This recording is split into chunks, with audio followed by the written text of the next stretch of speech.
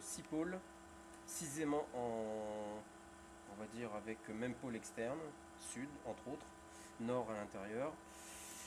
On utilise un transformateur torique. Ce transformateur torique a un primaire sur lequel j'envoie justement ma fréquence, ma tension pulsée. Cette tension pulsée, voilà, ok. Et ici un secondaire. Au départ, je voulais pas m'en servir, mais en fait, il s'avère que ça me sert pour beaucoup de choses intéressantes. Bon, voilà le secondaire. Ok, bon. Alors donc l'effet basique, le fameux moteur Stehorn, c'est cette fameuse viscosité observée. Ok, ok. Hein, du champ magnétique face au ferromagnétisme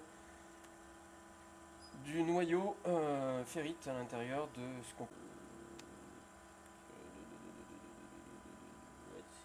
de 8 volts. 8 volts, ouais, bon, on observe donc une rotation, ok. Donc, le phénomène du fameux moteur Stehorn est observé, on veut bien, il n'y a pas de problème.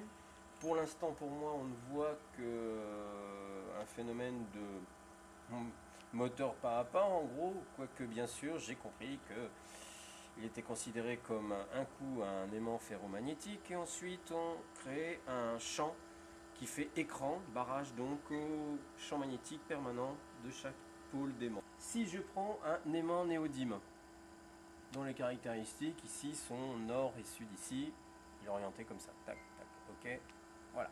Alors regardez bien ce qui se passe au niveau de la fréquence, donc on va dire de la vitesse en gros, d'accord, et de l'intensité en même temps. Regardez bien, je l'approche.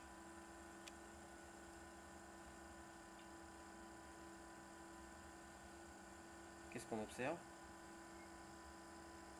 On a augmenté terriblement la vitesse, vous voyez. On regarde les traces maintenant. On s'aperçoit qu'on a une amélioration, justement, on va dire, des caractéristiques de la trace de la tension, et ici l'intensité. Bien. Ok, le phénomène il peut être interprété par pas mal de façons. Ici, 55 milliampères. Alors, je ne sais plus à combien on était tout à l'heure. On enlève. Voilà. Ok. On était à 43.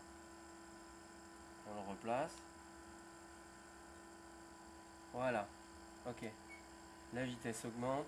On a augmenté de, allez, une dizaine de milliampères l'intensité. Ok. Bien, pour l'instant, on peut s'apercevoir que tout fonctionne normalement. Voilà. Si on fait la vitesse maintenant, 131 ou 130, ouais, enfin 131 divisé par le nombre de pôles 6 multiplié par 60, on obtient 1310 tours minute. Voilà, pour une puissance 2, alors la puissance est de 12 volts multiplié par 0,058 ampères. Nous avons 696 milliwatts d'un mini relais qui me sert tout simplement d'un micro-générateur, enfin un micro-générateur. Une bobine dans laquelle on va induire un courant au passage des aimants devant. D'accord. Tout le monde se souvient de la place. Lens aussi. Enfin bon, allez. Donc je pique bien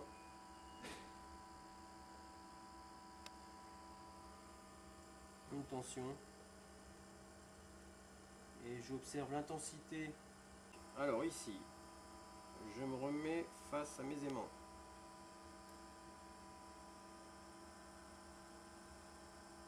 La vitesse n'a pas forcément beaucoup baissé, pourtant je le freine. L'intensité, pas beaucoup bougé non plus, sympa. Je vais encore freiner. Je freine. Là, voilà, là on est au max parce que sinon après je vais toucher les aimants. Et on risque un carnage. Bon, 97 milliampères, 99, ah ça y est, on est à 100 milliampères, ouais, bon. De quelques milliampères, on a augmenté.